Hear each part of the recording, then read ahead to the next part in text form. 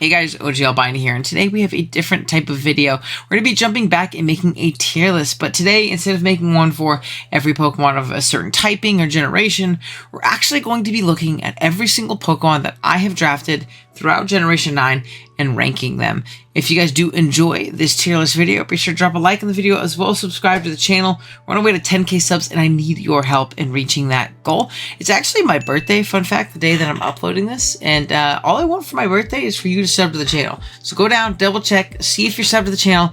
If you're not and you drop a sub, be like, hey, happy birthday, big dog. There you go. I'd really appreciate it a ton.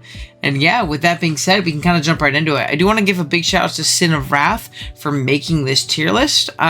He's the GOAT, super active guy in my community and a ton of other Draft League, Wi-Fi Draft League YouTubers, like kind of communities. Really great guy. He uploads as well, so I'm going to go ahead and link him down in the description below. Please go check him out. It's very nice of him to put this together. You see there are 222 separate Pokemon that he had to compile and put the images for, so he's the GOAT. And yeah, with that being said, let's jump into it. Now, if I yawn a lot throughout this, I apologize. I'm recording this after work, and I'm a little tired, but we got to get it done. All right. So you'll see this is actually going to be A through Z when it comes to how they're being ranked and things of the sort. We're going to keep it short and brief. I'm not going to like go over what the Pokemon does. I'm going to kind of just go over my personal experience and what if I even remember drafting them, to be honest with you. We'll kind of talk about the context in which I drafted them. So yeah, let's take a look. First is going to be Abomasnow. You're going to see, I think a lot of this list is going to be sitting in B tier, or B and C tier, to be completely honest with you. B is like above average, cool guy. C is like average, and then like A and S are kind of reserved for the GOATs, and D is reserved for the guys I did not like, is kind of how I'll rank these. Abomasnow, I think, is a cool low tier guy, good mid tier value. Honestly, really annoying in some matchups. Veil is a cool tool to have, and as like a low mid tier Terra Captain, it's pretty okay.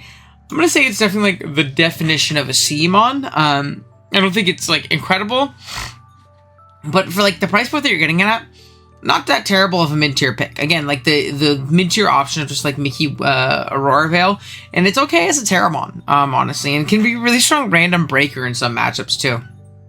Sometimes you just don't switch into Abomasnow. Next up is Abra, and this is obviously in the context of Little Cup, not in Standard. I've done 2 Little Cup draft leagues this generation. Both have been with Abra as my like leading like member and main actor. And honestly, man, is this thing good. I absolutely love it. I think this is going to be our first S tier Pokemon. Abra gets a lot of shit in Little Cup circles for some reason for being like overrated, blah, blah, blah. I don't see it. I don't see it. His 19 speed with a sash is a guaranteed don't lose button. With a life orb, it's literally just a KO if you click the right button. Nothing switches in Abra. Remember we played Tink in one of my games in the last Little Cup League that we did, where we ended up winning the championship, and we did like 45% to Tink with Psychic. Like, there's no such thing as a switch into this thing. No such thing. So, I think Abra is absolutely incredible, and I think it is like a top 3 Little Cup mod. I think it's the ponies and Abra. That simple. Yeah, that guy's the GOAT. Next up is going to be Aegislash. I'd be remiss to put Aegislash wrong guy. I'd be remiss to put Aegislash anywhere other than A tier. The versatility that this mon offers is pretty incredible. Now, I did play it in Nat decks, which tended to be a little bit more slow paced, and since of like fatter playstyles are more viable. I love this guy in Gen 8. Obviously, it's not in Gen 9, but I think I used this in a Nat deck setting earlier in the generation. And yeah, I mean, I can recommend Aegislash enough. The typing is incredible. It's really strong offensively and great dual prong threat, whether it be offensively or defensively. Next up is a fun one in Alakazam, kind of the big version of Abra, obviously, right there. I like Alakazam a lot. It seems like definitely a luxury mon, you know, like not a mon that you can fit on every team, but man, if you can fit it, is it fun to use? Again, same concept as Abra, just in a much more power creep metagame, so it's not as potent in that regard, but holy moly, is it fun. I absolutely love using Abra, or Alakazam. I've only gotten to use it a couple times, but when you do get the opportunity, it's definitely going to be worth it. So, pretty fun mon, but again, not very often you're going to get the opportunity to use it. Next up is going to be a Pokemon that's going to surprise people. It's Alomomola. Owen, you hate Aloe. You're for sure putting it in D tier. No, dear viewer, I'm putting it in C tier. I don't think Aloe is bad. I think Aloe is bad if you're drafting it at fucking 12 points. That's when Alomomola is bad. However, if it's aptly priced where it's supposed to be, it's an incredible pivot. AV, regen, flip turning around and getting in other team members, or just healing, wishing them up. You can obviously wish pass to them as well, but I think that's a little slow in Gen 9. But I love the flip turn pivoting capabilities that this Pokemon has. Honestly, really incredible.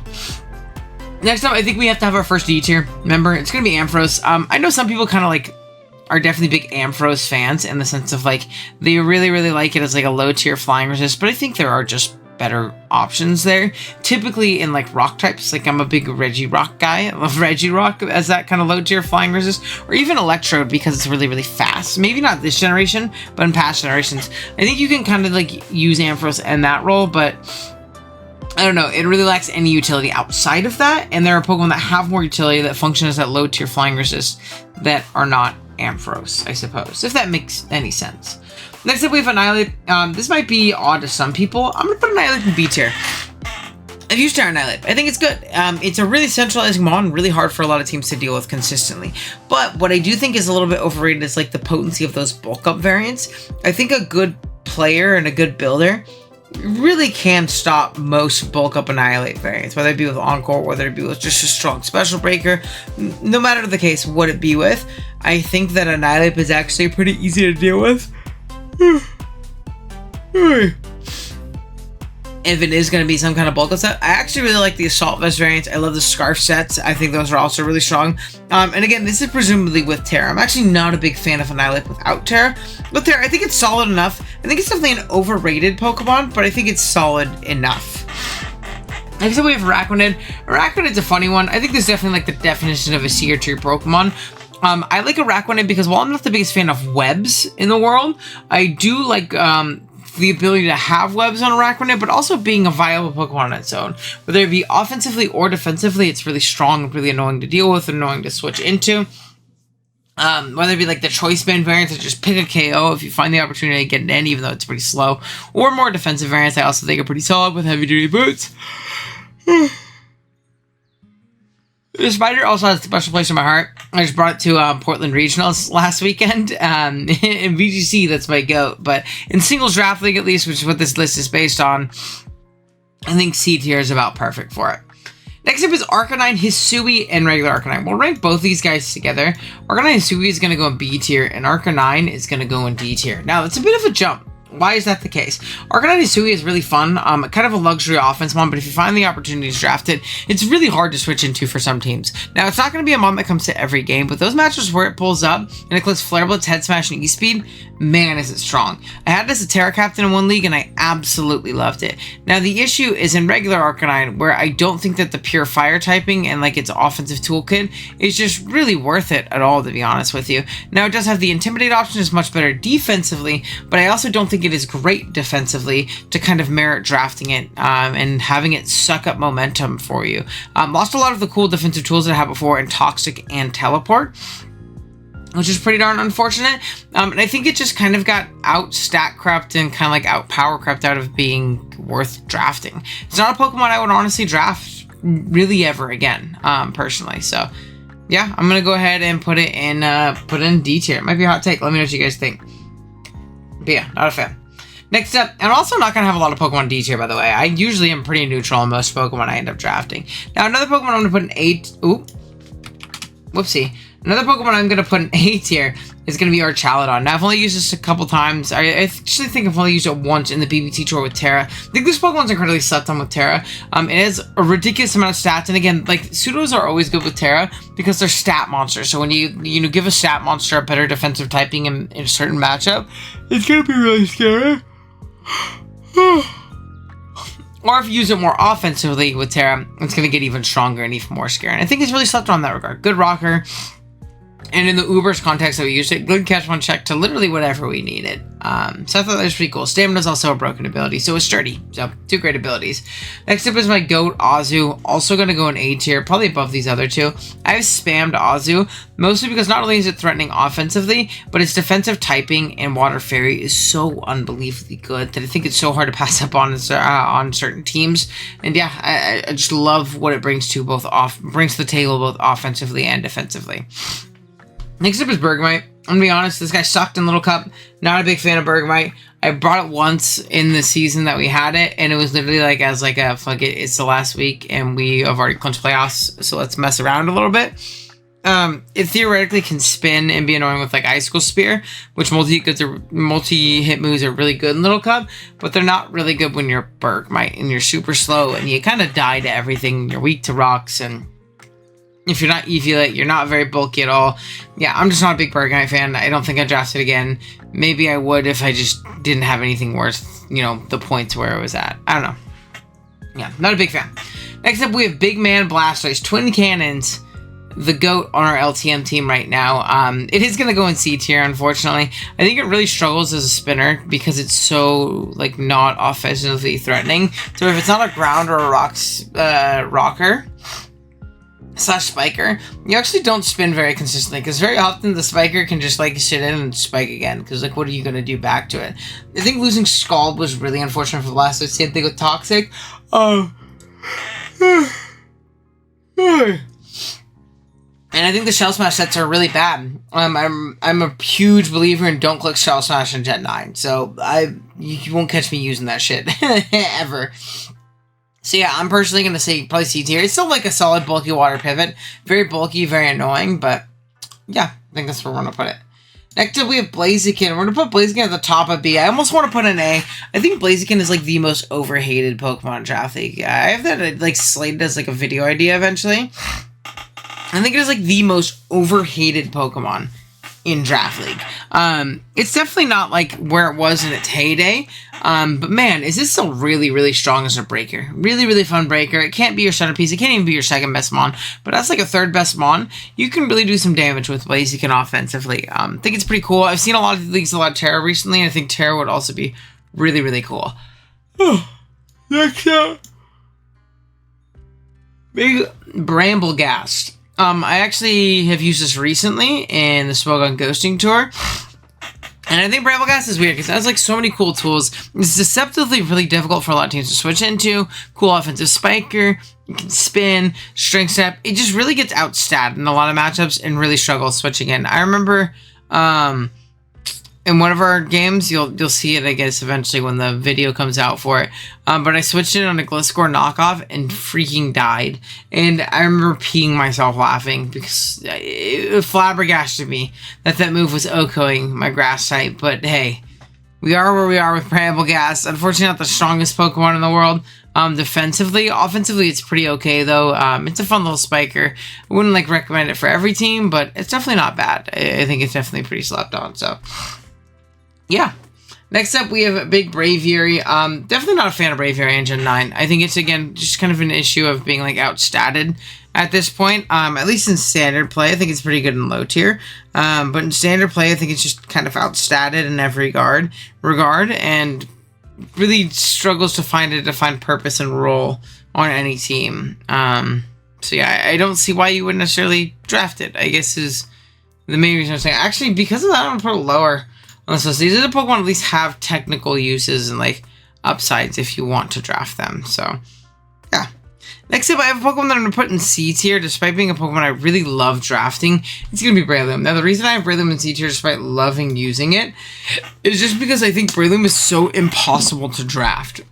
It offers so little defensively for a typing that is typically supposed to offer things defensively in grass that it's very hard to justify fitting it onto a team. But if you can, it's a really fun breaker. I think if your league has like low tier Terra too, low tier Terra Breloom could be absolutely awesome. So yeah. Next up, we have Bronzong, another Pokemon in D tier. Like I said, like nothing's going to be in D tier, but there's like more Pokemon in D tier than A and B and S, which is really funny. But yeah, I'm a firm believer that Bronzong is terrible. Absolute momentum sucker. Again, a Pokemon that really misses Toxic. It really misses the move Toxic to put things on timers. Bronzong allows for a lot of really free telegraph switch-ins, whereas now it can't really punish them because it's just not strong enough to do so. Whereas before you could click that Midgar Toxic and catch XYZ, whatever Pokemon was coming in on Bronzong, and put them on a timer. Like the combination of Body Press and Toxic is actually a really annoying combination, and now Bronzong can't do that anymore. And I think because of that, it's just a sitting duck a lot of the times, and I'm not a big fan of that. But yeah. Next up, we have Buzzwole. Buzzwole is always going to be an A tier Pokemon for me. The offensive reliability, or the offensive potency beside the defensive reliability that it offers, it's just second to none. You're in physically defensive wall, incredibly solid physically defensive wall, but also really strong offensively. Bug and fighting is really strong in combination with each other, especially with the coverage that Buzzwole has. I think this guy in Paldeodex would have been awesome with Terra. Those bulk upsets would have gone crazy. Unfortunately, I mean, like, think of what Okidogi does with Terra, and then, like, quadruple it, because Buzzwole is insane and boosts its highest stat every time it gets a kill. So, yeah, I'm going to say A tier for Buzzwole. Love that guy.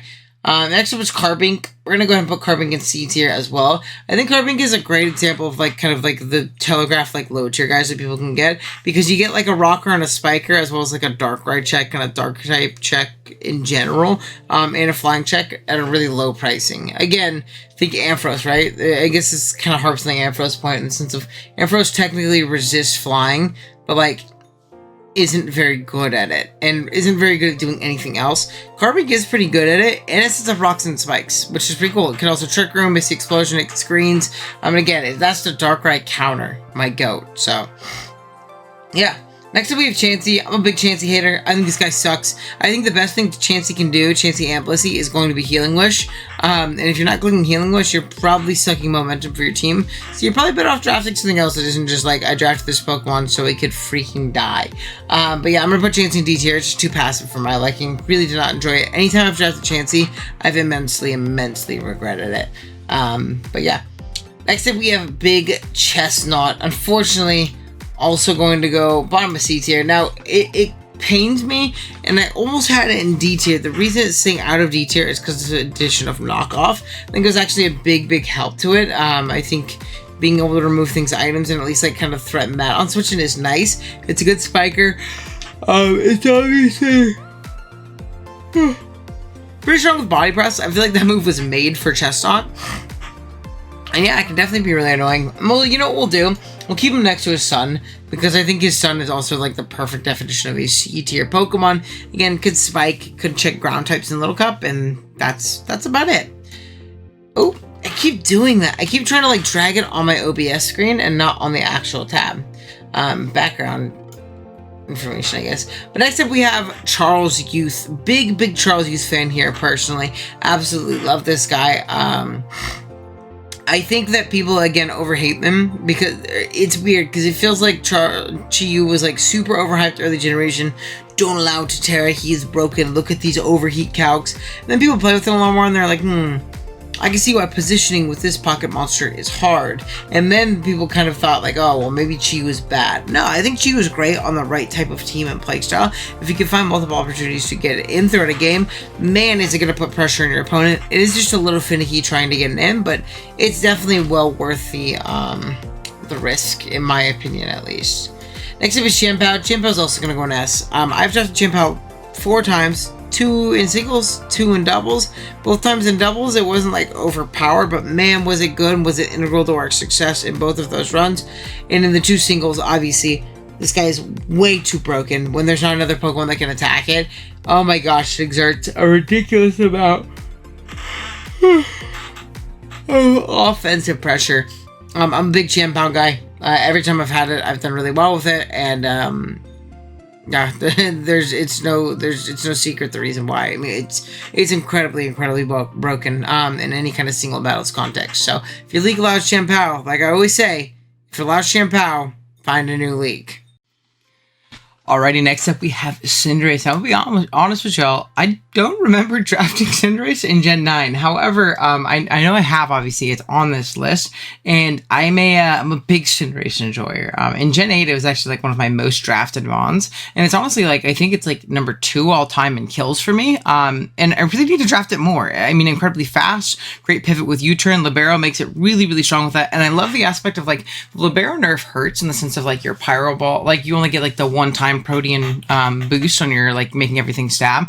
But with Cinderace, it doesn't matter as much because you're a pure fire type. When you click Power Ball the first time, you don't change typing, so your Protean / Libero doesn't activate. If I click U-turn the next turn or High Jump Kick the next turn, I actually do gain a stab on it. So it's almost like the best version of Protean that you can have on a Pokemon, whether it be Meowscarada or Greninja. I think this is the best like I guess, abuser of it in that sense. Like, obviously, Meowscarlet is a better Pokemon, Greninja is a better Pokemon, but, like, when it comes to, like, the nerf, it's not hurt as hardly by it. I'm actually going to go ahead and put this top of A tier, not because I don't think it's, like, an S tier Pokemon for me personally, but because I don't remember drafting it in Gen 9. I know it probably did really early on. I need to draft it more, though. That's my goat. I absolutely love me some Cinderace. Definitely a great, great mon. All right, let's start speeding through a little bit. Next up, we have Claydol.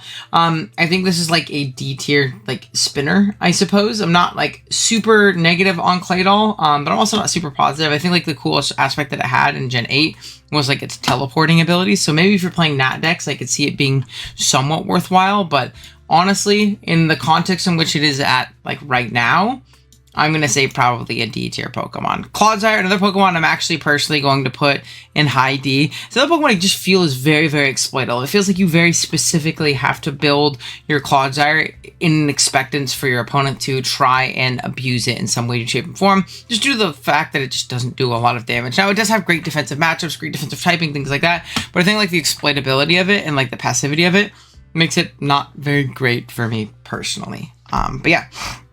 Next up, dude, I mean, I'm vying with these D tier Pokemon. Next up is Cloyster. I think Cloyster is terrible this generation. I'm really not a big Cloyster fan. The reason is because I think Smash is the worst it's ever been because of Mirror Herb existing, and also the fact that Cloyster lost spin. Now, early in the generation, it was because it was like an egg move with Tentacruel. And Tentacruel wasn't available in base Scarlet and Violet, so I was like, okay, it doesn't get spin early because it can't breed with Tentacruel, which means it can't get rapid spin.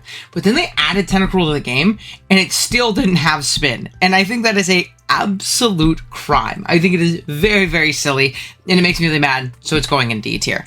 Colossal is going to be next. I think this is like a certified C tier Pokemon. Not like the best thing in the world, but if you have like 3 points left over and you need like a flying resist as well as like a rocker and a spiker, not too bad, to be honest with you.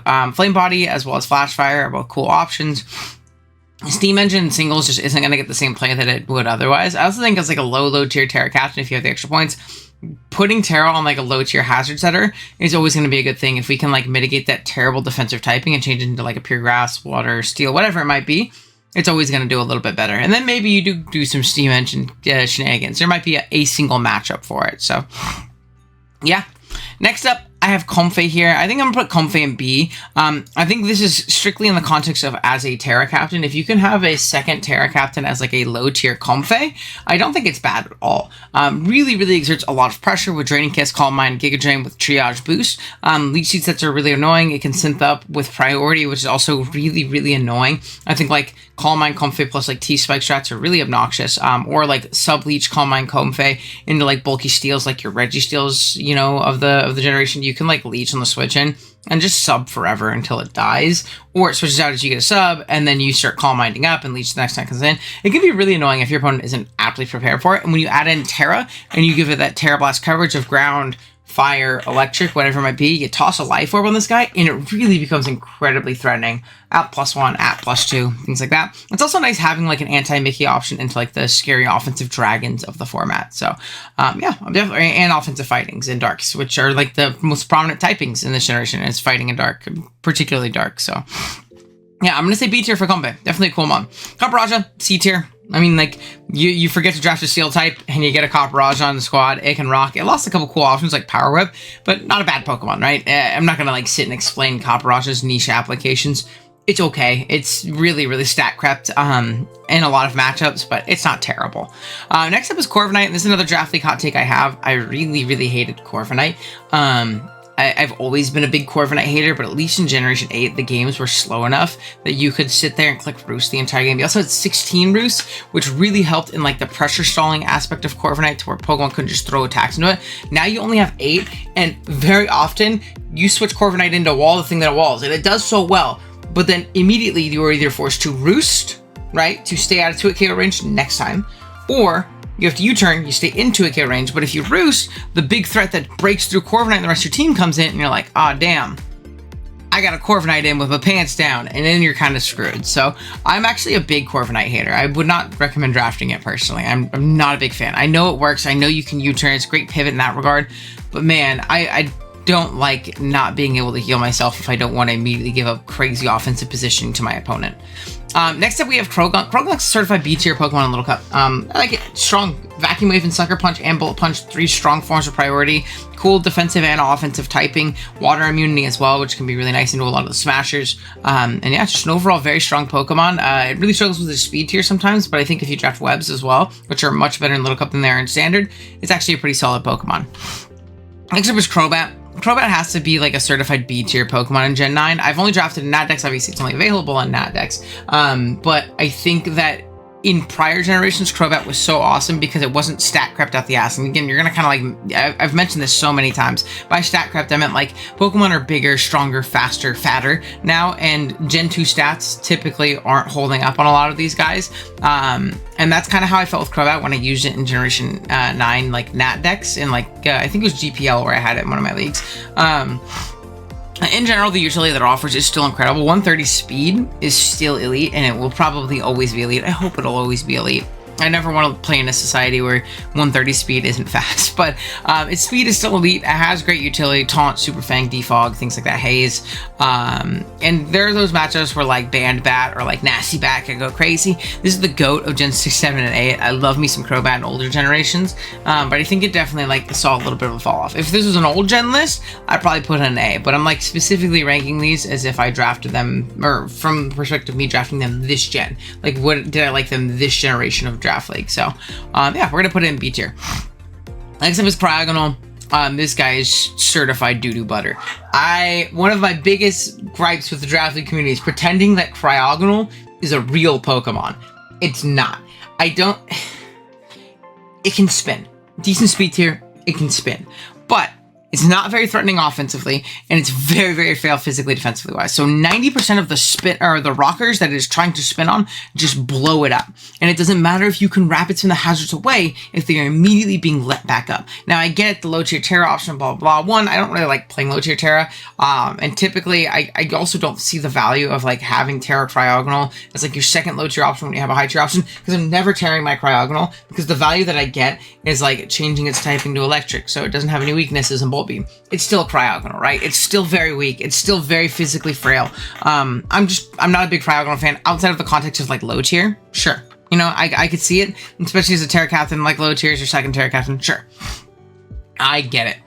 But yeah, I'm not big on Cryo, man. I'm really not. Next up is Cyclozar. I think Cyclozar is like a high C tier Pokemon. I wouldn't like go as far to put it in B, but I think it definitely has its merit as a fast regen spinner. You turn out, can knock the ghost to try and block its spin. It has like those random matchups where like you can go Mickey like a shift gear and try and like do some damage. I've seen leagues that have like low tier Terra have Cyclozar do really, really well, like more offensively, which is cool. And again, if you're drafting like super hard balance, I think Cyclozar is a really solid piece on those teams. This is also from the context of no Shed Tail, because Shed Tail is broken. Next up, we have Dash Bun. I'm going to go ahead and put Dash Bun in like high D tier. I think like for its price point, like the whole idea of like, you wall Chi-Yu and Gouging Fire. You technically do. But Spec Dark Pulse from Chi-Yu is doing a ridiculous amount. Spec Psychic does like 70%. And just Psychic in general pressures you after hazards, so you don't really wall Chi-Yu. And Gouging, you only wall if they don't respect you and they don't bring Iron Head, right? So it forces prep in that regard. And again, I have one on the team that I'm using right now. And it came once to check an Urshifu, I think. But yeah, I'm not going to sit here and pretend like I think Dash Bun is like a good Pokemon. I wouldn't recommend drafting it unless you have a really big hole in your team and you're like, I want to force these Pokemon into certain positions. Sure, it's like 1 point. Why not? But in general, am I going to recommend Dash Bun? Never. Absolutely never. Next up is Decidueye. And this one really pains me because I love Decidueye in old gens. It's one of my, I probably would have put it in B. This is going to be the bottom of C for me. Debatably almost wanted to put this in D when I was just thinking about it. Decidueye is like another perfect example of just being stat crept and power crept out of the metagame. Before, Decidueye was a solid, sturdy defensive pivot. You come in, you defog, you U-turn out. You might go with an SD or nasty plot set every once in a while. But really, it was a good defensive pivot. Came in, U-turned out, roosted as it pleased, on checks. It was great in the bulky water, things like that. But when I used it in PBR, man, I felt how bad it was defensively into how strong of Pokemon exists now. When you play into like Great Tusk and Urshi Rapid and like this is your check to them, you really feel it. Like, I remember the Great Tusk matchup when I had this thing. I was like pulling my hair out. I remember the Urshi Ravage matchup when I had this thing. I was pulling my hair out because I was like, wow, what if they just like spinner on the switch, or they like SD spinner? I just die. Right? Like, I just die. What if they're just banded surging strikes and I just take 8 billion after hazards, right? I think I ended up bringing Scarf in the Urshi Rapid matchup specifically because I was like, I can't actually defensively check this. I can pivot him once and then kill it with like a Lee Storm. But I think like it has merit. But man, you feel how low its stat total is and how like evenly distributed it is. If it was just a little bit more centralized in its defense and SPDF, I think it'd be so much better. You can take it out of speed, you can take it out of one of its attack stats. I'm fine with either. But it really needs kind of like a stat realignment in my opinion. Next up is Delphox, and again, this is from the context of low tier. I really did enjoy Delphox. We also used an SPL doubles, which was pretty good there in the matchups that it came. But in the context of low tier, as our Terra Captain, I think this Pokemon was incredibly slept on. It was very fast for that format, very, very versatile Terra, great move pool, really fun Mon. This is, again, not in the context of Standard. I don't think Delphox has much merit in the context of Standard, but this is like in the formats that I drafted them in is how I'm kind of judging this, I guess. Next up is a hot take. Well, we have 2 Deoxys forms. The first of which is going to be Dio Defense. I'm a big Dio Defense Glacier. I know I'm usually not a big fan of like the I don't like passive Pokemon kind of thing, but one, it kept Port, which is such an incredible tool to have on offense. That is a big, big miss that we have from Generation 8 that we don't have in Generation 9 on most Pokemon, but Dio kept it. And man, is Dio good at it. Coming in, taking a hit, slow porting out, getting into your breaker, especially after you set up a bunch of hazards and set up T-Waves and things like that. But it's also very fast, which is like the antithesis of teleport. But having like an 85 base speed Mon, I think Dio Defense is 85, that has the bulk it has alongside moves like Taunt and, you know, Nightshade / Seismic Toss, this is an incredible stall breaker. Like, it's really hard to exploit Dio Defense when it can be so fast. Like, it's very, very fast and very, very annoying. You do have to be, you know, still conscious of faster Pokemon, of stall breakers, things of the sort. But you also have great coverage in the sense of, like, while your attack stat isn't high, you have Ice Beam for those 4 times weak Mons. You have Thunderbolt. You have, like I said, Seismic Toss, Nightshade. Things of the sort. You can always recover up, obviously. I think obviously it was much better in Generation 8 when it had 16 recovers. But when it comes to like super fat Pokemon, I think Dio Defense is actually really freaking good. I'm a big Dio Defense Glazer.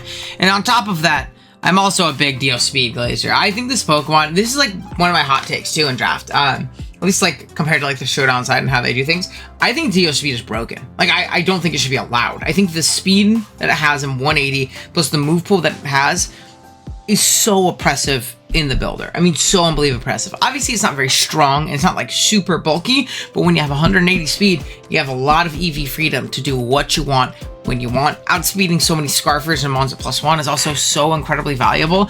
Yeah, I think Dio Speed is absolutely incredible. I'm a big Dio Speed Glazer, and I think it is a bannable Pokemon. I know that it's not a common opinion, and I might be objectively wrong, but man, do I think it, right? Oh man, we have so many Pokemon to get through. All right, let's start running through.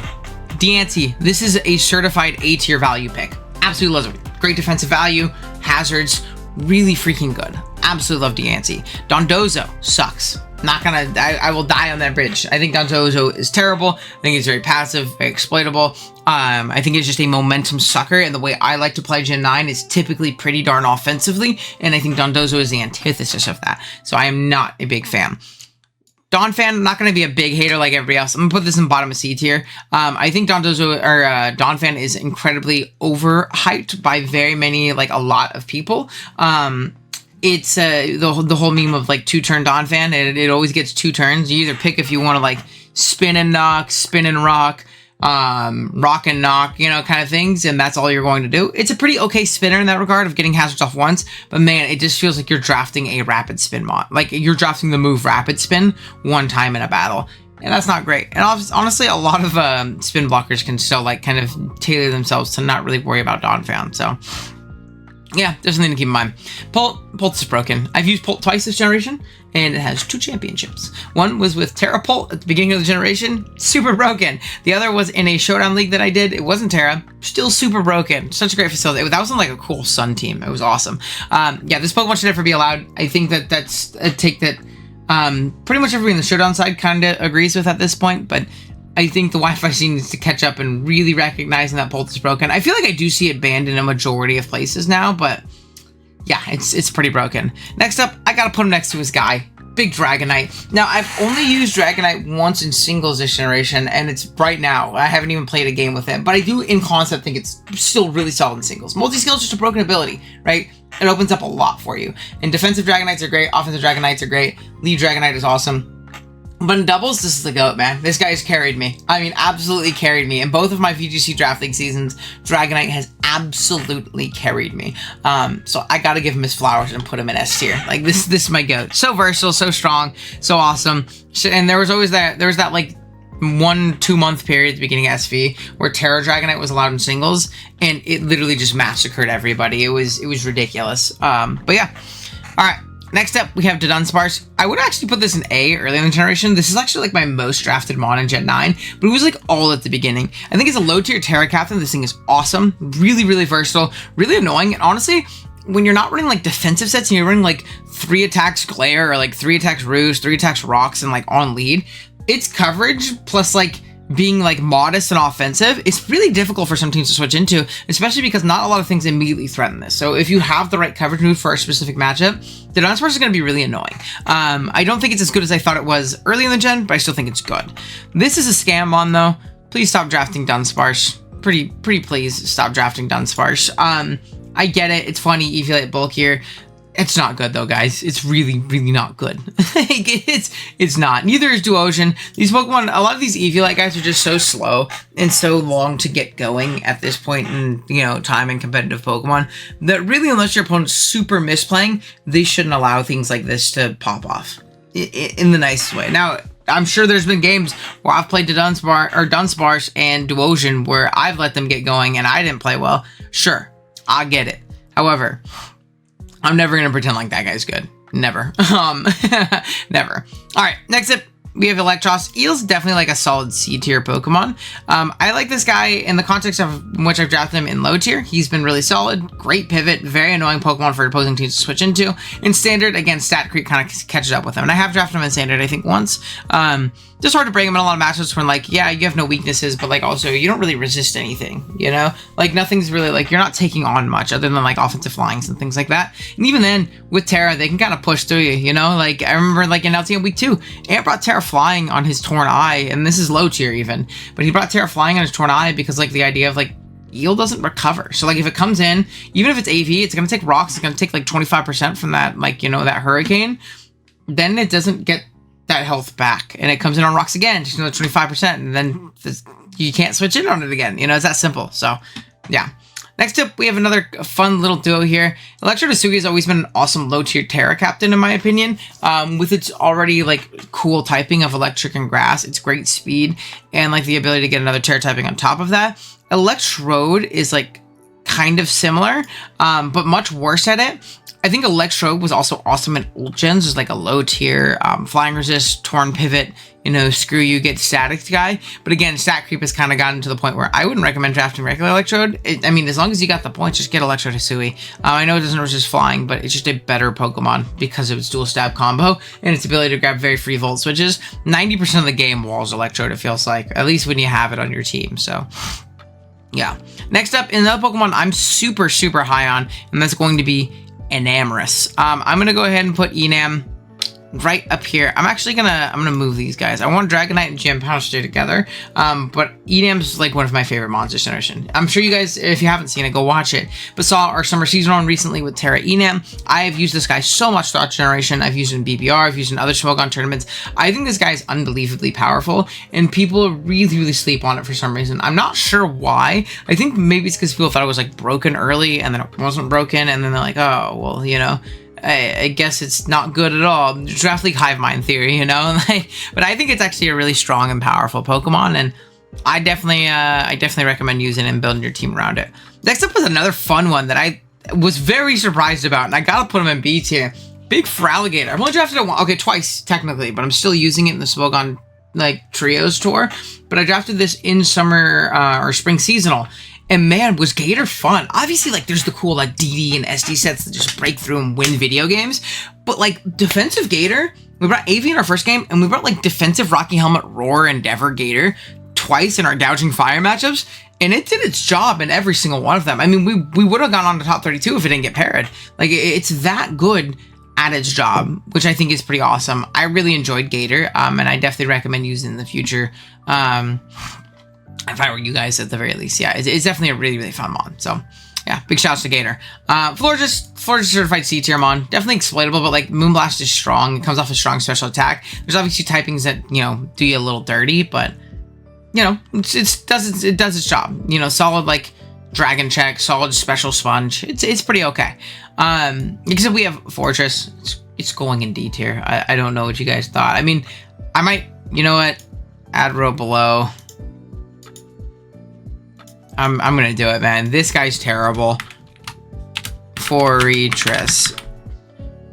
Yeah, I think this is like one of the worst Pokemon ever. On paper, it looks so cool. Great defensive typing, get up hazards, blah, blah. But again, such a momentum suck. So bad at its job. The specialty, like the special side of things is so exploitable. And even then, it doesn't beat every physical attacker, right? Unless you're like ID press specifically. It feels very exploitable, especially in a metagame with such high base stats, with Terra, things like that. Man, Fortress just sucks. I'm not a big Fortress fan at all, especially the price points that it's always consistently going at. I'm gonna say no. Goodbye. Next up is Froakie. This is a guy that's super slept on in Little Cup, and I'm gonna put him in A tier. The general consensus is that Froakie is a bad Pokemon in Little Cup, and I do not understand that sentiment. Protean, great Scarf for speed tier, stab U-turn, stab Ice Beam, stab Surf, and Hydro Pump. Like, again, gets Spike and T-Spike, which aren't as big in Little Cup, especially T-Spike, but still a great and valuable tool. Can taunt, can thief as well. I love Sash, Thief, Lead. Really annoying Pokemon, really hard for a lot of teams to switch into. I don't think people realize how strong Water is offensively in Little Cup. Man, Froakie is really good at clicking those buttons. Kind of misses hidden power a little bit, but yeah, I think it's great. I think people super sleep on it, and I don't understand why. I mean, it's champion, so it kind of shows how goated he is. Next up is Frostlass. Another certified C tier Pokemon. It's just kind of, again, stat creep, but like as a lead, as a spiker, as a taunt mon, it's really good at that. It's just really bad otherwise at this point, in my opinion. Next up is Mega Gallade. I mean, Mega Gallade's got to go in S tier whenever it's drafted. Now, I think I have to put it pretty low because I've probably only drafted it once in like Nat decks or something like that. But I mean, this guy's the GOAT. So strong, can't intimidate it. Very bulky, very fast. I mean, this is like the quintessential Mega Pokemon in Draft League in my mind. Like, Mega Gallade's the GOAT. This guy's so strong. Next up, we have regular Gallade, who we're using right now. I think certified B tier is probably about fair. In the context of low tier, he's been awesome. I don't think I've seen enough to like want to put him in A tier just yet. I can totally see him being there eventually. In standard, I think it's a little bit more iffy on like how good he is in the sense of, again, just stats. But in low tier, man, he's been pretty good. I think I gotta put him a little higher than this though too. Yeah, we'll put him right here. He might continue to move up though, as like he keeps performing well in low tier. Next up is Garchomp. I mean, again, this is another certified S tier Pokemon. It's weird. Garchomp is one of my Pokemon that like statistically performs like the worst out of like most of the Mons I've drafted, in the sense of like it's basically like a 1-for-1 Mon in all sense of the words. Not great in that regard, but it does its job, whether it be like as an SD win con in some matchups, whether it be as a just pure raw breaker, put a bunch of damage on a bunch of guys, or as Tank Chomp, setting up a spike, setting up rocks, dragon tailing things around. I know Keegan hates that set, but man, people run it because it's so freaking good. It is such a good set. So, yeah, I'm definitely a big Garchomp guy. All right, we're gonna make this a little bit bigger so we can see more of the Pokemon while we fill up the tier list, because I realize it's getting a little small. All right, next up is Gengar. This is like my most drafted Pokemon ever, and I think he still has a place in Gen 9, but I'd be remiss to say if I think it's like a great place. In low tier, he's ridiculous. We just had to prep for it for LT Week 3, which you guys will see in a couple days here. It's Necrostevo. That guy's a demon in low tier. But in like standard, again, it feels like one of those things where it's getting a little stat cracked, but it's still so strong. The stabs are great. It's a great Scarfer, great utility as well, with like a great offensive utility, right? Destiny Bond trick, things of the sort can be really cool in that regard. But yeah, great offensive coverage, fun Mon. Sometimes you really feel that it's a Gen 1 Pokemon and its stats, but yeah, nonetheless, pretty cool. Next up is Geodude, certified C tier guy. Ooh, that's a Greninja. Let's go right there, maybe? I don't know. Right there? No, it should be in front of Greedent. There we go. Geodude though is going to be a certified C tier guy. In Little Cup, like a very common role you'll see is like the sturdy juice mon, one that can like live on sturdy, get a berry juice back up, go back to full, get sturdy back. Just makes them very solid pivots, very solid offensive pieces with, you know, solid defensive utility. Geodude Alola does that really well. Solid rocker, it can boom. The cool Galvanize sets can definitely do work as well. It can even rock polish and win. It's really strong offensively, has some great coverage. So really solid Little Cup Pokemon, but it's like where it's at for a reason. But yeah. Next up is Mega Glalie. Hot take, love Mega Glalie. Regular Glalie is gonna go in like high D tier. It's like one of the worst spikers like ever, but it is a spiker if you need a 1-point spiker. Mega Glalie though, that guy's the GOAT. Don't sleep on him. You play Nat Dex and you don't have a lot of points and you want a fun Mega Glalie is the truth, man. I'm telling you, you gotta try him. You gotta try him. He's very, very fun to use. Absolutely awesome Pokemon. Refrigerate boosted attacks do so much damage, and that boom is just so strong. Again, its literal only job is usually to spike, maybe get off an attack, and freaking blow up. But it's really good at that job, and it's really fun, and it's very, very cheap. So I think it's an awesome Pokemon. Gligar, certified C tier. Again, losing Roost kind of sucks for it, but getting Spikes is awesome for it. It's been a very solid role player on LTM this season, so yeah. Next up is Glamora. I'm going to put Glamora in C tier as well. This might be a hot take. Earlier in the generation, I probably would have put it in like B or maybe even low A. But the more I use it, the more I feel like it's actually not great. I actually like the offensive sets a lot more than I like the spiking, like Sash lead kind of sets. If you find the opportunity to bring it in, it's like a slower but better offensively Neolego, with its like stab combination plus earth power. It can rock polish up and win in that regard. It can technically remove and mortal spin, so it has like the right tools. It's just the speed tier I think really holds it back, considering how not great it is defensively.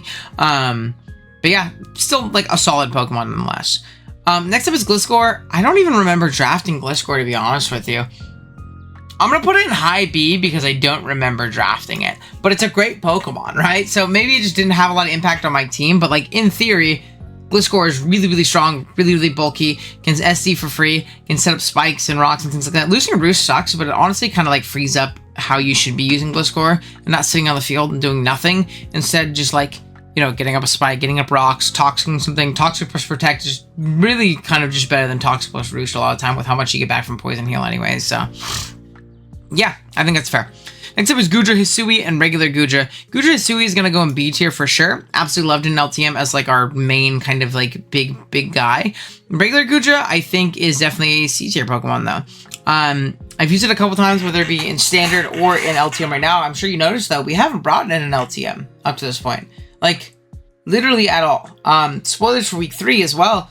We don't bring it in week 3. It was on the team for a while, but we don't bring it in week 3 as well. Against Necrostevo, it's just really hard to justify bringing it. It's kind of a do-nothing mon. Like, it doesn't necessarily, like, do nothing as if, like, it's bad, but it doesn't really have defined roles and jobs very often, and don't think it's great because of that, to be honest with you.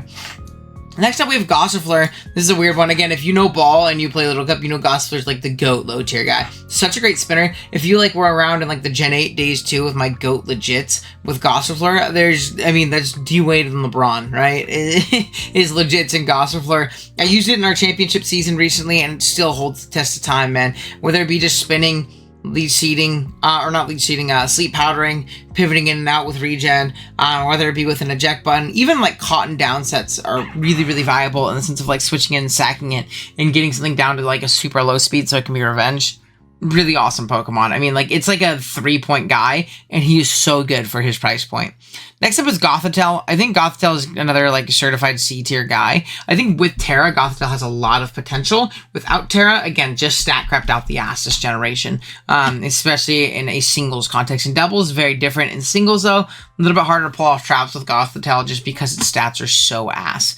Another hot take that I have is going to be Gouge in C tier. This is weird because this guy, like, originally I thought he was going to be so broken, and then I used him and I was like, damn, Gouging sucks, man. It's the perfect on-paper mon. On paper, it looks like it's 6-0s every matchup. Then you get into the practical in-play application of Gouging Fire, and it never works out that way. Like, absolutely never works out that way. So I'm gonna say C tier. It's definitely strong. It is not a bad Pokemon. It demands respect as like a third option on your team. But every time I've drafted it, I don't think I have a single gouging sweep.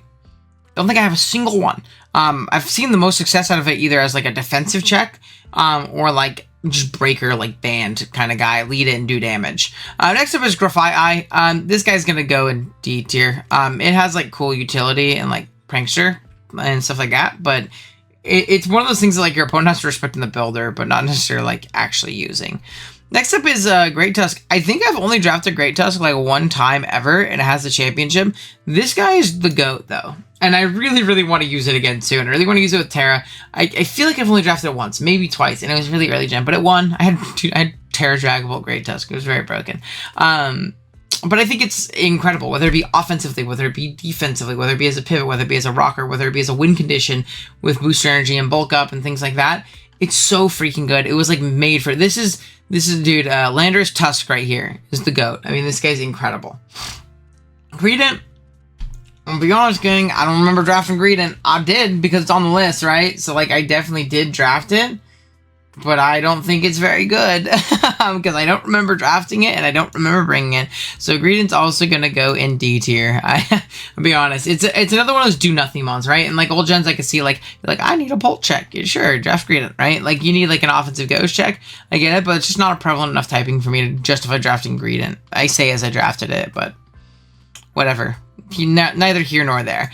Gren is gonna go definitely up at probably the top of A tier. I don't think it's quite S tier for me personally, but A tier for sure. Very justifiably so, I think too, whether it be as a win condition with Battle Bond, as a spiker, or as a Protean Demon. Such a good Pokemon, demands a lot of respect, very fast, and very tough for teams to deal with.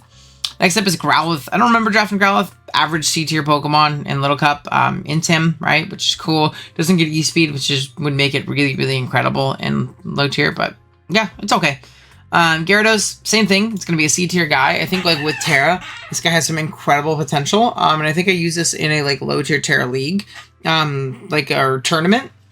And it was really, really broken. So I think that's not broken. It was really good. But it's also hard to justify tearing your Gyarados in a standard format. Now, I think in like low tier, it's like an S tier Pokemon. I used it in the low tier Speed Tour, and it was like broken. But yeah, I think C tier is about fine for Gyara. Fun if you can tear it. Really bad otherwise, to be honest with you. So we'll give him some respect and put him there. I think with Hariyama. Hariyama's definitely a B tier guy for me. Absolutely loved Hariyama this generation when I've used him. This is mini Iron Hands, I guess, or like current hands or past hands. I don't know. Solid Pokemon though, right? Kind of does a similar job to Iron Hands, just worse, right? With like less stats and a worse typing and things of the sort. But man, it's good with an AV. Those Guts Breaker sets are also pretty cool. Can even Belly Drum if you find the opportunity to be silly and get off a Belly Drum. But when I had it, it was such a great defensive pivot, whether it be with an AV or with like a Rocky Helmet and Thick Fat or something like that, which I thought was pretty awesome. There was multiple times where I brought like defensive, like whirlwinding Rocky Helmet Hariyama in that BBR season I had it. So pretty cool. Next up is Haxorus. Fun breaker, right? Like really fun breaker. Kind of hard to justify drafting consistently though, in my opinion. Kind of like Breloom, but I think Breloom's a little bit better. If you can draft the Haxorus and you have the luxury offense points left over and you're playing like in a Wi-Fi league, I think that's totally fair. I think it's pretty okay. So yeah, we'll put it in C tier.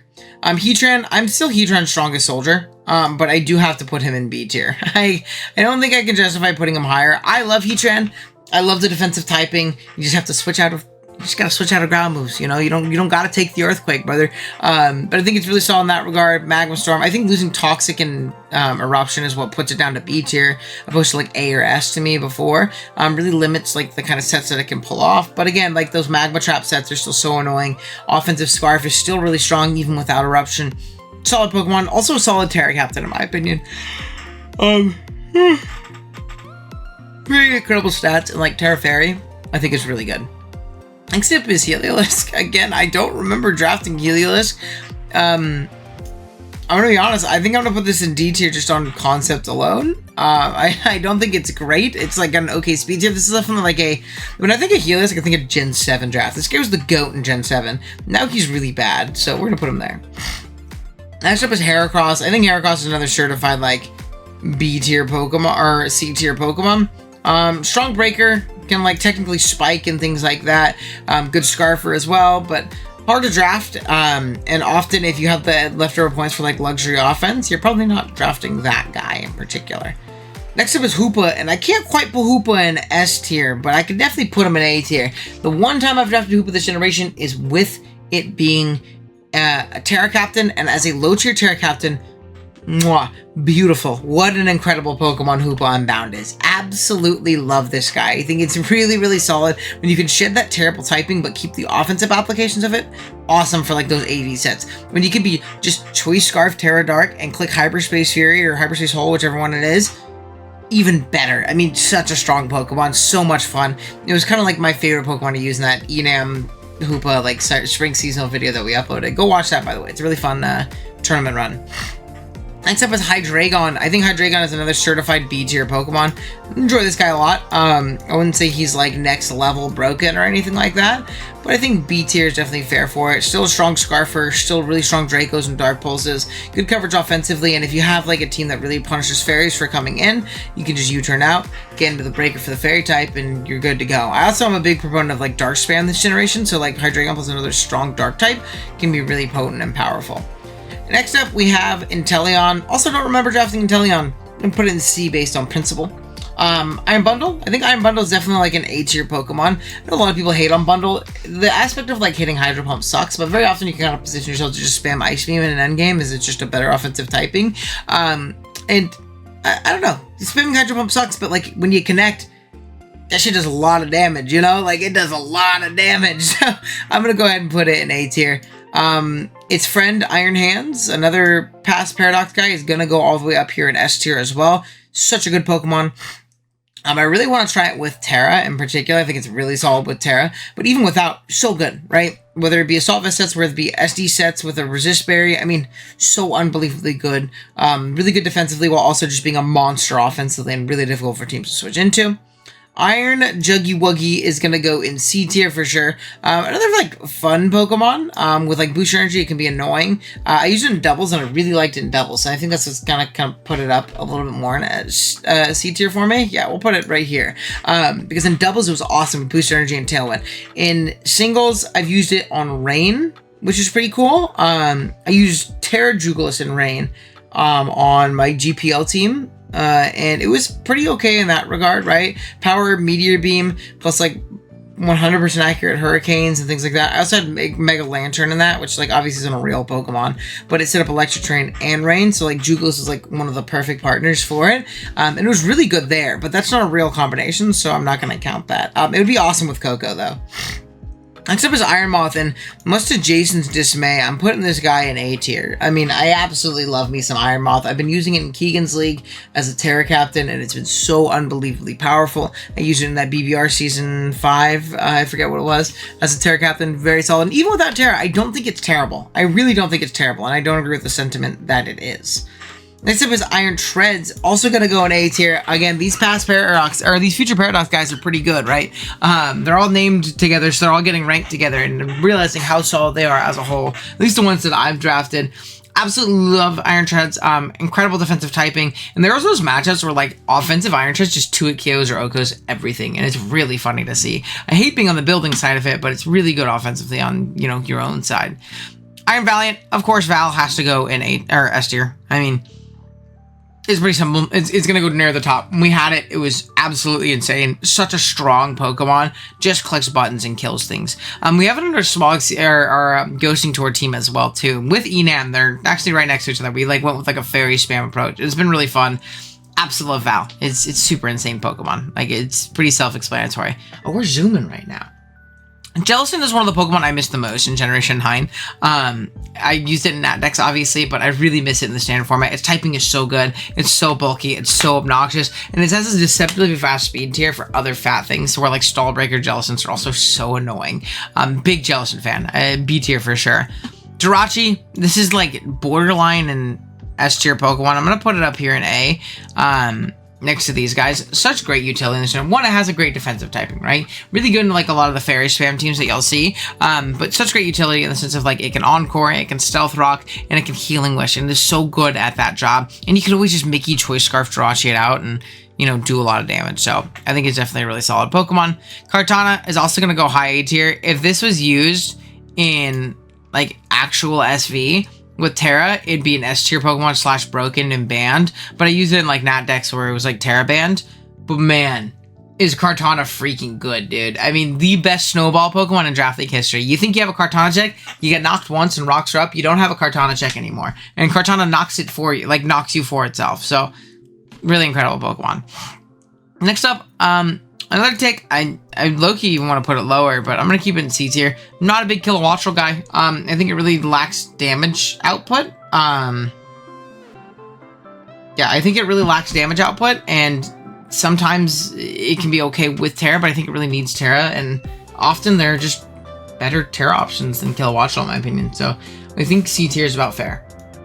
Alright, next up is King Gambit, and again, if you asked me this a year ago, I'd probably put King Gambit in S. I think I do have to lean with an A, though. This is in the context of using Terra King Gambit. I will put it at the top of A, because I do think it's still good. There's been a recent, like, big fall-off in Terra King Gambit, as people have realized there are more means of beating it other than just attacking through it and hoping it's, you know, gonna work, whether it be Encore, whether it be through status, whatever it may be. There are a lot of ways of dealing with King Gambit, but man, it doesn't change the respect that a +2 Fallen 3 or 4 or 5 King Gambit respects. I mean, the ultimate comeback mon, very big agency reads and getting Sucker Punch plays right and getting them wrong. So much fun. Really, really solid Pokemon. Really solid defensively as well as offensively too. I don't think you need to be SD in every matchup. You can be like Rocks 3, you can totally be AV in some matchups and still exert a ton of offensive pressure. And with Terra, it becomes really, really potent and really terrifying. I do think there's a lot more counterplay than people give it credit for, though. Or people gave it credit for early on, though, and that is going to kind of bump it down to A, but I'm not as low on it as other people. Kingdra's next. I think Rain is terrible in SV, so I'm going to put it in C in that regard. On Rain, it's good, right? Because it's kind of like your main abuser, typically. But, I mean, if it wasn't for Rain, this guy would be in D tier, so it's going to go in C. I think it's like an okay Rain guy. Klefki, the GOAT, gonna go in A. I love me some Klefki. The defensive typing is so good. Prankster T-Wave is like anti-Mickey. Prankster Screens, Prankster Spikes as well. I mean, this guy is so good. I love like Fairy Lock is another neat tech where you like Fairy Lock sack your guy. They can't switch out next turn. You have a guaranteed revenge. You have like a 1-turn shadow tag with your next mon. Mwah, so cool. I mean, absolutely love Klefki in that regard. I think it's definitely super awesome. But yeah. Next up is Komala. I'll be honest, gang, don't draft Komala. Unless you legal out Spectre. If you legal out Spectre, draft you a Komala. I think that's when I drafted it. It didn't. Don't draft Komala, y'all. He's not good. He's not good. Alright, speaking of not good, or going from not good to broken, I mean, what did y'all think this is? This is my GOAT. This is my GOAT. Screw Dragapult, screw Iron Valiant, screw Enam. This is the greatest value Pokemon of all time. I love Crocodile. I will draft Crocodile in every setting, shape, and form humanly possible. He's on the thumbnail for a reason. This is my GOAT. I mean, the absolute king of the OG Albino Draft League like experience. Oh man, I love me some Crook. He hasn't even done anything in LTM yet. I'm still gassing my GOAT up. It's got its Little Cup version, and Sandal has a championship with me. It has a championship in Standard and BBR. It has a championship in Ubers. We just need to get the LTM chip. We get the LTM chip. Crook has completed the Gen 9 Gauntlet. I mean, such great value, so strong, great Scarfer, great Rocker, 2 great abilities. That's my GOAT. He's the GOAT. He's the GOAT. He's so good. Alright, next up, we have Big Kyurem. Kyurem, I think, is definitely another, like, certified, like, A-tier Pokemon. Really, really strong offensively. Losing Roost is definitely unfortunate, but still so good offensively, and you can still do, like, sub-pressure sets, which are pretty cool. Boots is just really good on, obviously, avoiding hazards, whether it be Specs or Scarf, too, are also strong. DD, Icicle Spear, Scale Shot with a loaded dice, also very strong if you're not playing a strong Steel type. But yeah, overall, pretty good guy. Next up is Landers. I think Landers is another certified A-tier Pokemon. Landers saw like a bit of a fall off offensively this generation because it lost Rock Polish, which is really unfortunate. Losing Rock Polish is really, really unfortunate.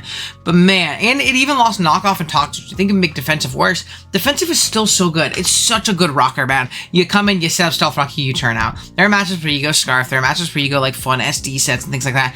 Really, Landers is so much more limited this generation. That's why it's an A tier, not S. But man, is it freaking good at the jobs it needs to get done. It might not be as flashy anymore. Lando might not sweep you anymore with a rock polish. You know, don't let me polish the rock and all that shit. But man, is he freaking good. Absolutely love Lando. Lando I, not as much. Gonna put it in B tier. I think as a pure breaker, it is strong. But again, losing Rock Launch I think hurts Lando I more than it hurt Lando T. Because now you're only a breaker with a shitty speed tier. One-on-one isn't fast anymore. It was really fast in Gen 6. It was pretty fast in Gen 7. Gen 8, you can rock polish. Gen 9, not fast anymore, right? So Lando I very often wants a Scarf, which means it does no damage, or wants a Life Orb, which means it's revenged by a lot. With the Life Orb, it is incredibly strong. With Terra, it's pretty strong, but not being able to boost speed was such a big hit to Lando I that I actually don't personally love it a ton. It's an okay Pokemon, though. Next up is Lantern.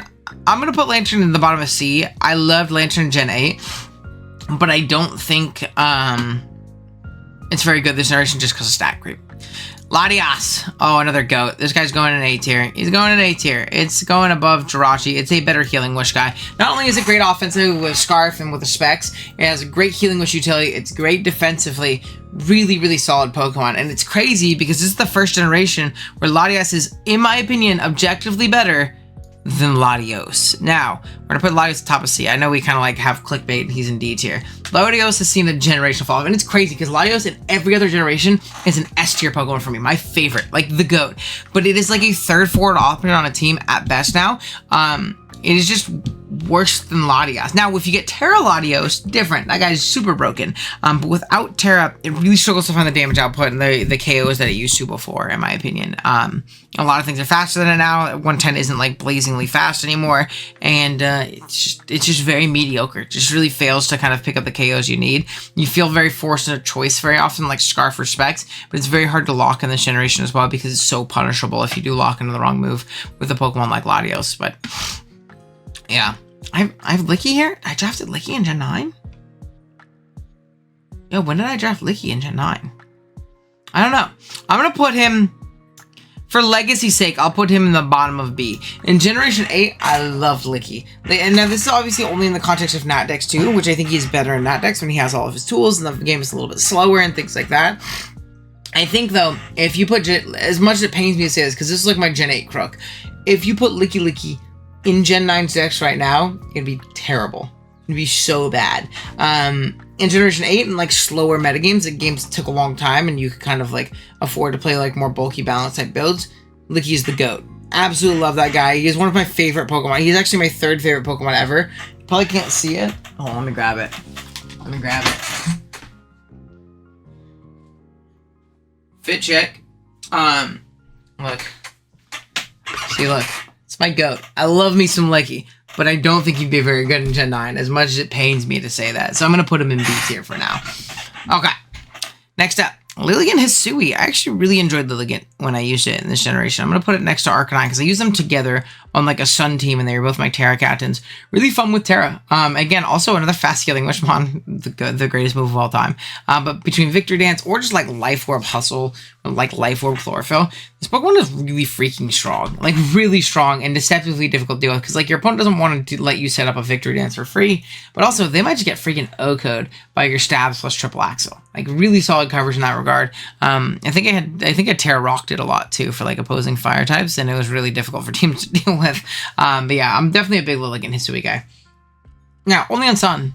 I wouldn't draft it outside Sun, but it is good on Sun. Next up is Lycanroc. Lycanroc's also going to go here in B tier. Again, another fun breaker. Hard to fit on teams, but it's really freaking good when you can fit it on teams. Really strong. Solrock, high priority. Alright, Magmar's going in S tier. Now, this is in the context of the format we drafted them. Obviously, Abra and Magmar, both not S tier Pokemon, but man, Magmar and VGC though, that's my GOAT. I think I literally have like a Magmar like salute emote on the channel right now. Members, go ahead and drop that in the members section down below. But I think Magmar is the absolute GOAT. Follow me, support that it has, helping hand, being able to willow and decently fast taunt things as well. I mean, so Vital Spirit for anti-sleep and like the Amoonguss matchup, things like that. Magmar's so good in VGC draft, man. I'm the absolute GOAT in the format. Next up is Mamoswine. Mamoswine is a bit of a fall off for me. I think it's like okay to put in like B tier, I suppose. No, I'm gonna put it in C tier.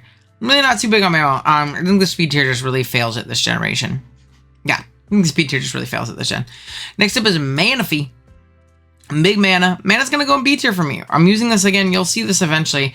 I'm using this right now in Keegan's Like for Fun League as a Terra Captain. I used it in Summer Scramble too. The first Summer Scramble.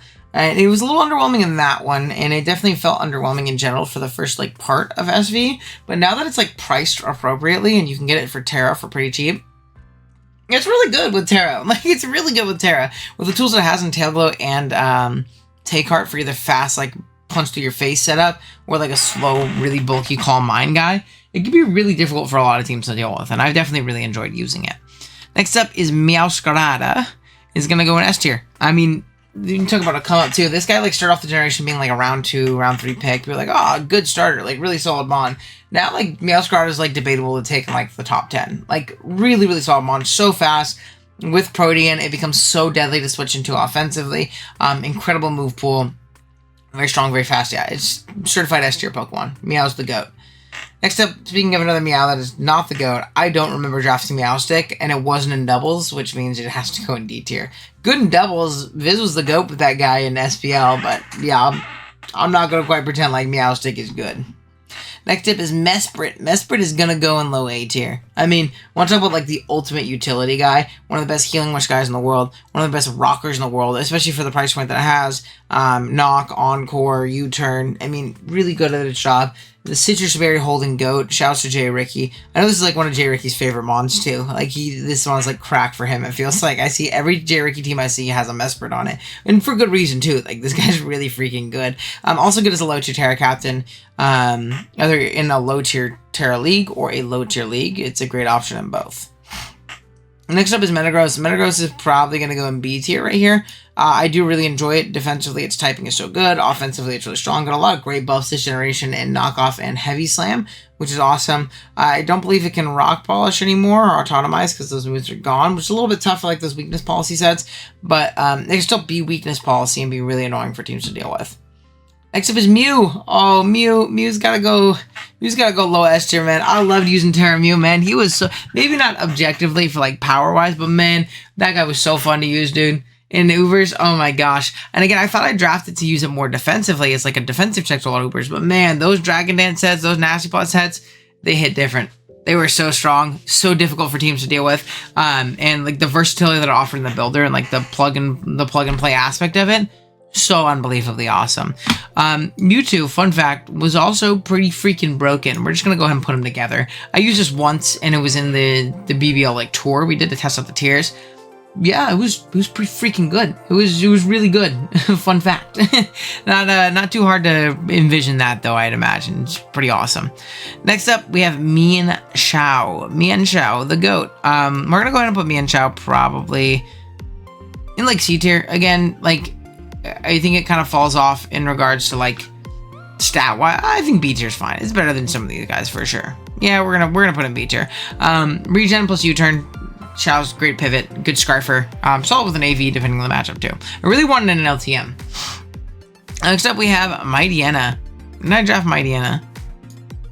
This must have been Mega Mightyena in the LTM or in GPL. Mega Mightyena was broken, but I'm just gonna put this guy in D tier because it's regular Mightyena on the picture, and that pisses me off. Yeah, that guy's not good. Next up is Mismagius, certified C tier Pokemon, solid low tier spin blocker, okay offensively, good Spadef guy. Mudsdale, same thing, like good low tier rocker if you need, a good tier low tier ground. Great physical check to a lot, so I'm gonna go ahead and put it there. Knacklestack, this guy sucks. I'm gonna go ahead and put him in D tier. Don't draft Knacklestack unless your league allows like some Specshear type shit. Don't draft Knacklestack. He is not very good. Nidoking, certified A tier Pokemon. Nidoking and Nidoqueen are both going to go in A tier for me personally. These are like the Pokemon I miss most in Gen 9. If they were in like Gen 9, I probably would have drafted them 8 billion times and they'd be in S tier. But I think I drafted them each in like, what do you call it? In Natdex leagues. But man, love Nidoking, love Nidoqueen. So strong, such a good defensive typing as well. They're both great. I mean, when I think of draft league, I think of those guys. I'm sure you can see too. We're zooming through. I'm realizing this video is getting pretty long and we're only in O and we got to get through Z. So we're going to start zooming right now. Ogerpon Teal. This is actually going to be a certified B tier Pokemon for me. need to draft it with Terra. If you draft it with Terra, it's pretty awesome. If not, it's very, very underwhelming. I think initially when it dropped, I thought it was really broken with Terra, but then you realize like the versatility you give up on Ogerpon, or give up on your Terra Captain with, if you draft Ogerpon as your Terra guy, just isn't worth it in a lot of instances, in my opinion. So we're gonna go ahead and put it in B tier. It was also solid in SPL too, not like anything crazy. Okie dokie, Oker Dogerson, another guy I really enjoy actually. I'm gonna go ahead and put him in B as well. With Terra, he's awesome.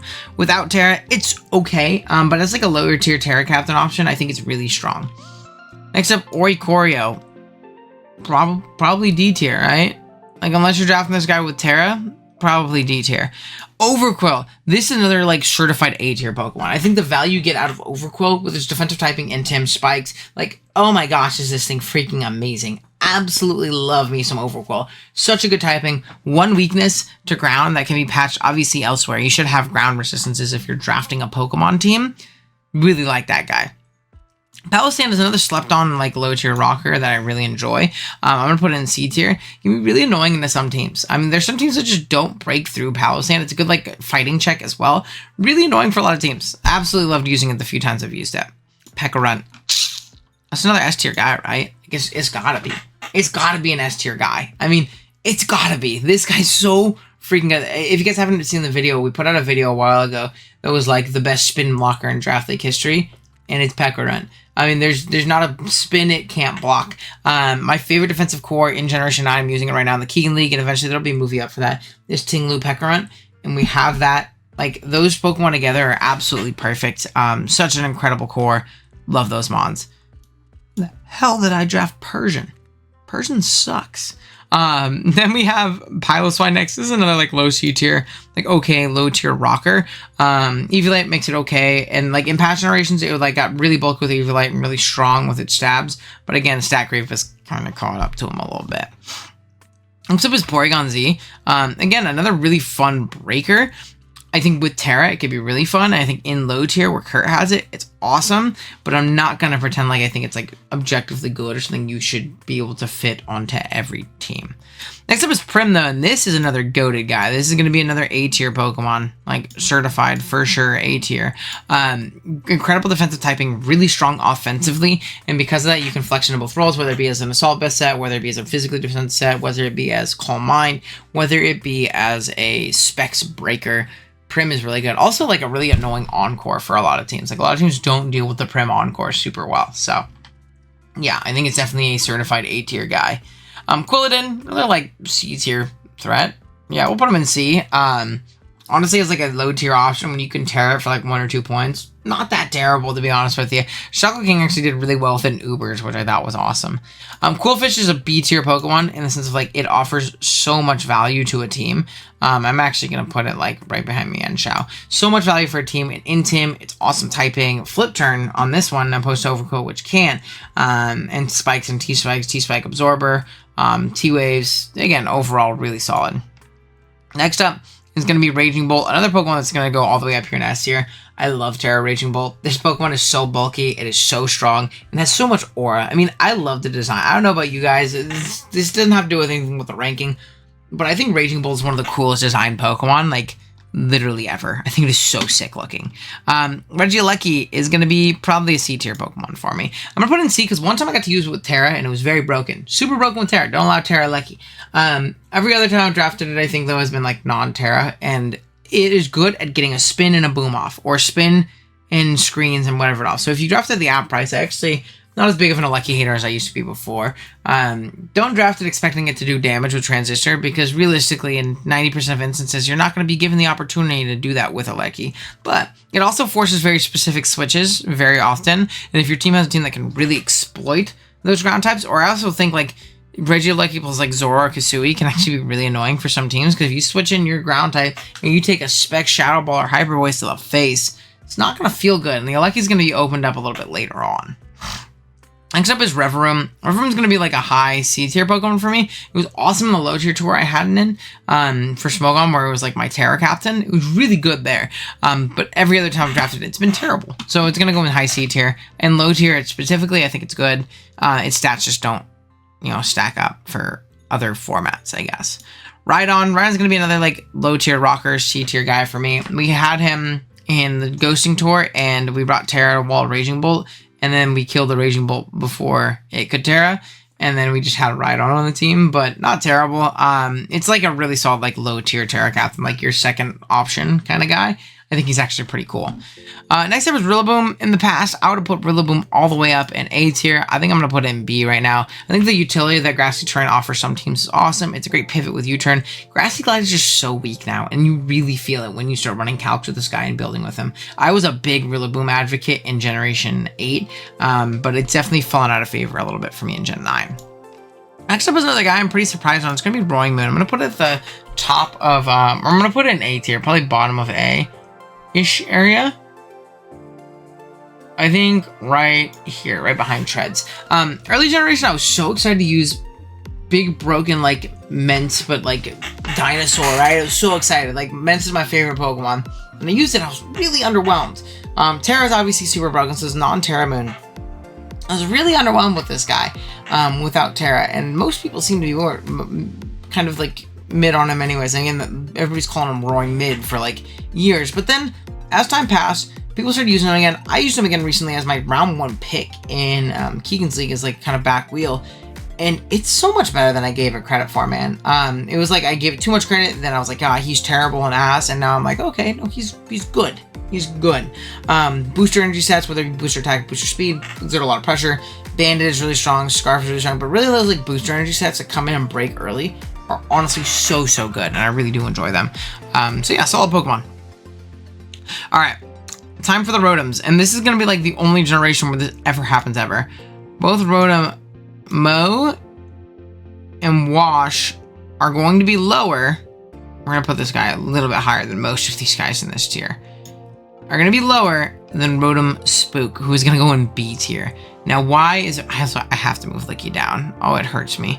It hurts me so. It hurts me so.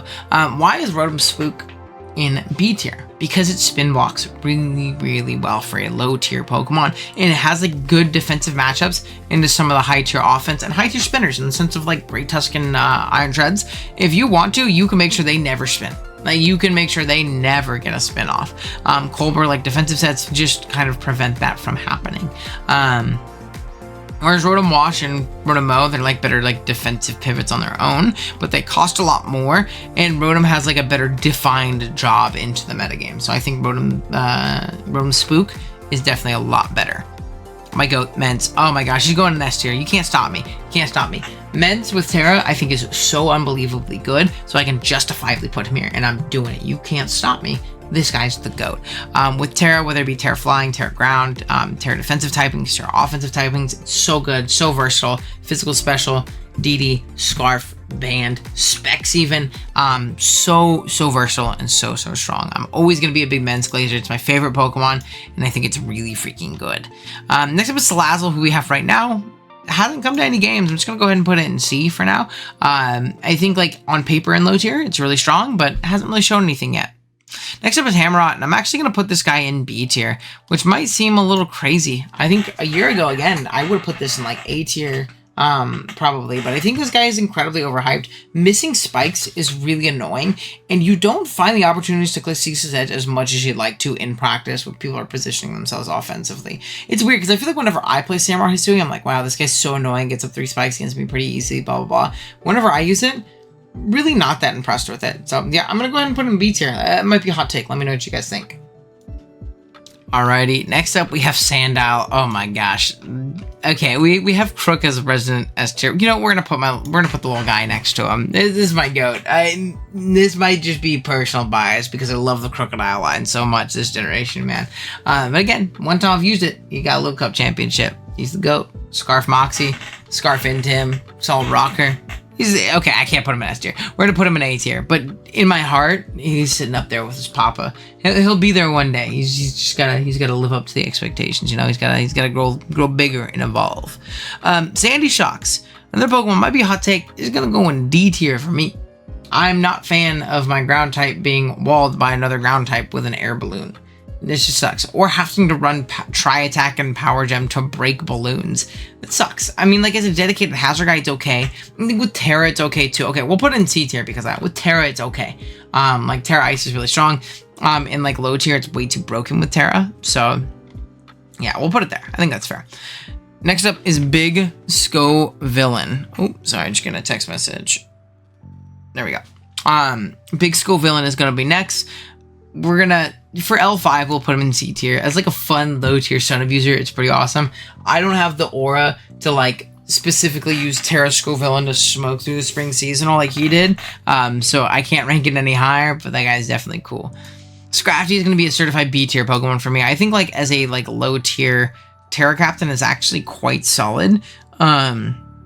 As like a low tier Terra Captain, and in doubles, it was so good. I mean, I ran AV every week besides one where we ran Choppel, but it was so good at its job of faking out, knocking off, Super Fang, doing its job, being annoying with Intim, being bulky on both sides with the AV and the Intim.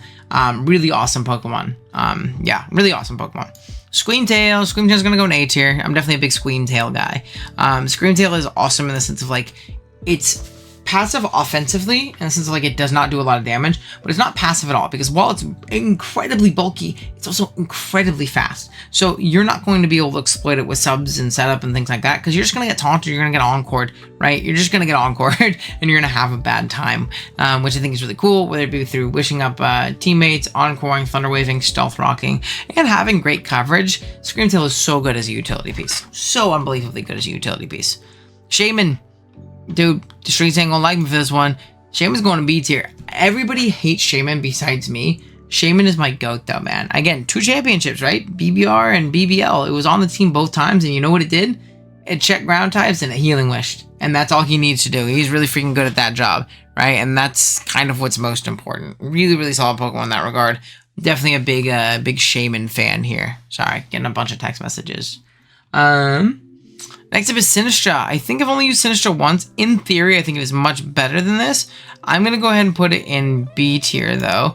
I think with Terra, it's awesome. I haven't used it with Terra, so I really can't, like, justify putting it higher. But there was a couple matchups in GPL when I used it where it was really, really obnoxious for the opponent. Solid spin blocker as well. Good defensive typing. Machagash is a broken move. Skarmory, I only drafted Mega Skarmory. And it was like awesome, but I don't think I can rank Mega Skarmory when it's not Skarmory. I'm just gonna do this for the sake. I think Skarmory is terrible as a Pokemon, but Mega Skarmory was awesome.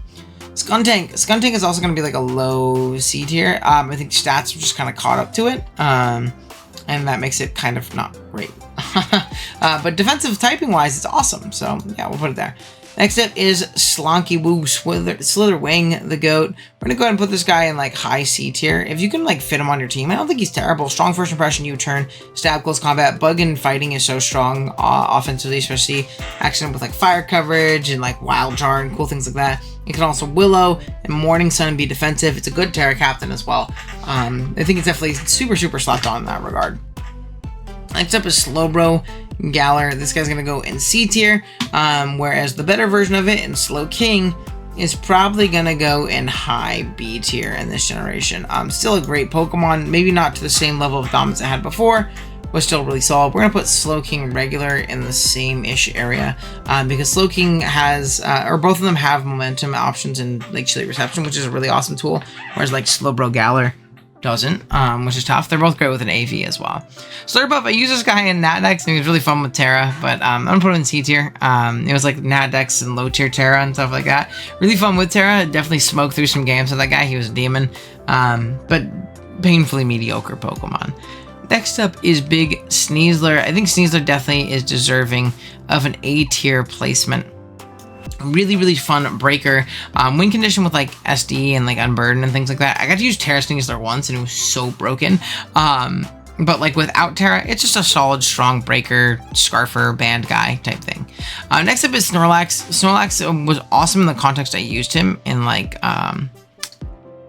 in Ubers as like a catch one, check to whatever. So I think high C tier is fair. Really solid Spit F guy. Spectre's got to go in S tier. Super broken, shouldn't be allowed, right? It just shouldn't be allowed. The prep and like the prep that this thing forces and like the play that this thing forces is super unhealthy. Spidops, He's gonna go in D tier. There's that one matchup I brought him, and he was really good in Daemon and his Terra Dragonite team, and I won. But I wouldn't pretend he's good. Next up, Spirit Tomb. Again, kind of just a stat crept guy. It's solid. Oops, I just moved something and I don't know where, but it's fine. Just a stat crept guy. Its typing is obviously incredible, but other than that, kind of bleh. Squirtle, another like little cup guy that people think is bad, but is not. This guy's incredible. Whether it be as like a bulky water, like with Flip Turn, Rapid Spin, and Yawn, and things like that, or as that Shell Smash threat. Really, really powerful Pokemon. Gotta be careful about Mirror Herbs and things like that, but Shell Smash is a lot stronger in Little Cup because it's a lot harder to run a Mirror Herb on a Pokemon when you do really want that Berry Juice and Eviolite and things of the sort, so. That's why I have scissors and Jesus didn't help me. Oops. Well, that was fun. Next up, we have Staraptor right here. Staraptor is going to be like a certified low C tier Pokemon. Again, fun luxury offense, but it's really hard to justify drafting Staraptor on a team where you need so many different roles and so many different like role compression options. As like a fun Scarfer, I definitely think you can draft it, but wouldn't say it's good. Same thing with Starly and Little Cup. Fun Scarfer, that's about it, but it's a fun Scarfer. Next up we have Big Starmie. I don't remember drafting Starmie in Nat decks. I'm definitely a big Starmie fan, so we're gonna put it at the bottom of B, right around here probably. Around here. Fast speed tier, there are those matches where like Analytic Life Orb can be really threatening to some teams, but yeah, pretty okay mon. Low B tier Mega Steelix, also another fun mon. Like if you don't want to use Mega Aggron and you need the ground type as that like low tier Mega, it's really cool. Whenever I've played Nat decks, I've always tried to like grab like cool low tier Megas this gen, if you haven't noticed. I haven't played a lot of Nat decks, but when I do, I have like these fun low tier guys. Swampert is a certified A tier Pokemon. I mean, so good defensively, such a good pivot. Knockoff was an awesome tool for it this gen, and it's just really good at his job. Sylveon, I think actually has fallen out of grace a little bit. It's going to be a C tier guy. I think it just plays a little too slowly for Generation 9's liking, so I'm not as big on it. C tier Talonflame, I think it's definitely better than Staraptor because it has like more defensive application as well as like is much faster, but yeah, not gonna pretend it's good. Tangela, low tier grass, with Eviolite can be annoying. We have the Tauroses, and in the context of low tier, they're actually both really awesome. So I think putting them both in like mid C tier is totally fine.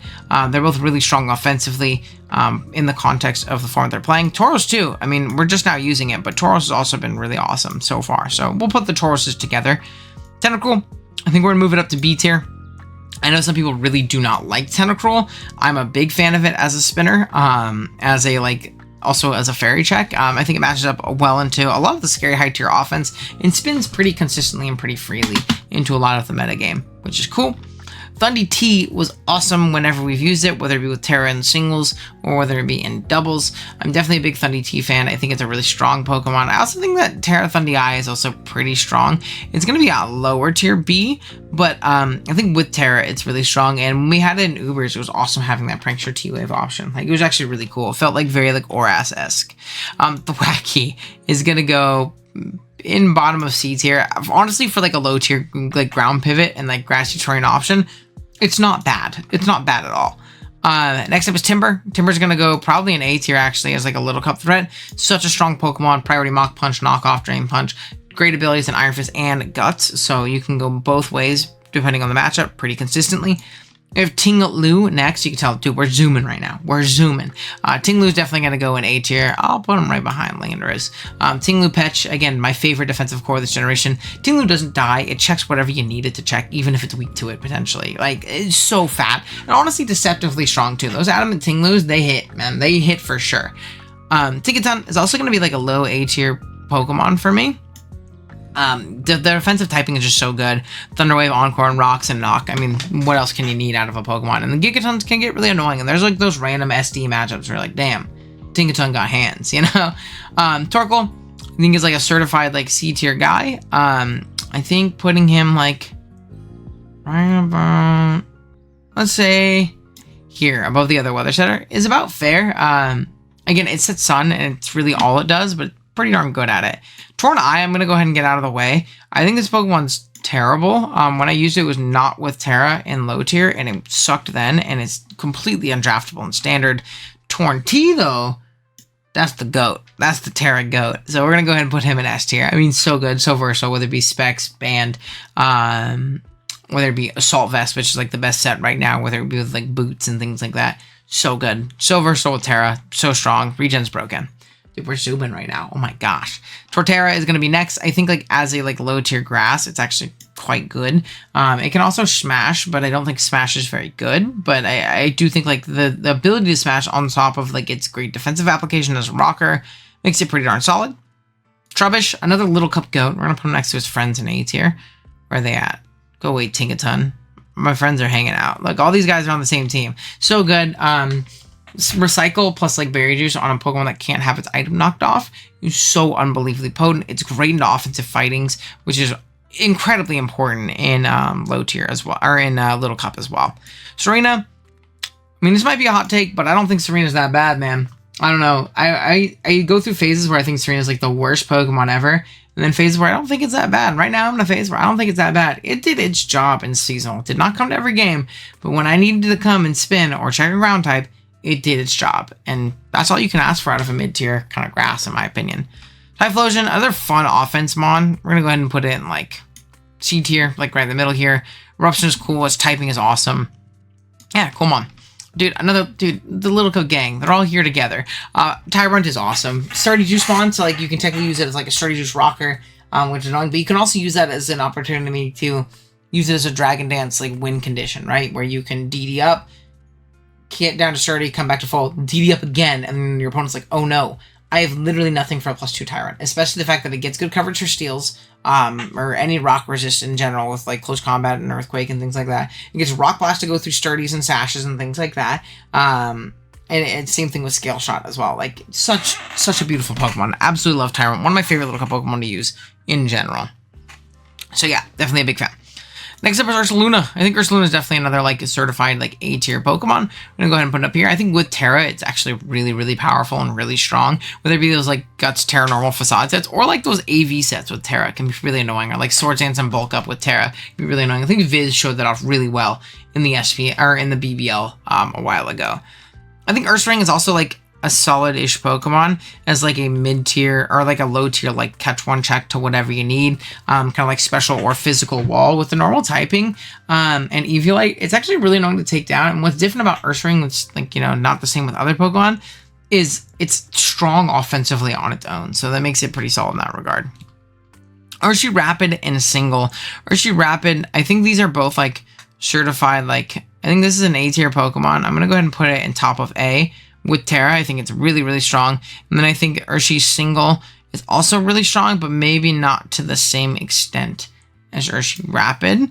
I'm going to put it in here. I think Terra Fairy just really like neutralizes this guy pretty heavy, but it does kind of force those, and you can kind of build a team that deals with that accordingly. I think you do need to Terra it though. Uxie, another certified A-tier value guy. It's going to go right next to Mesprit. I prefer Mesprit because it's cheaper, more offensive against Healing Wish, but Uxie is a better bulky pivot and rocker for sure. Like objectively just a better version of that. So we're going to put that there. Vaporeon, same thing. I think it just plays a little too slow this generation. So I think putting it in C tier is about fair. We'll put it in like Gyarados. Victini, this is my goat. I'm going to go ahead and put him in S tier. Man, if this guy could Terra this generation, oh my gosh. Like if it was in the game, it'd be awesome. I got to use it with Terra in a Natix League one time, and Terra Fire was just a kill every freaking time I used it. Like, so much fun.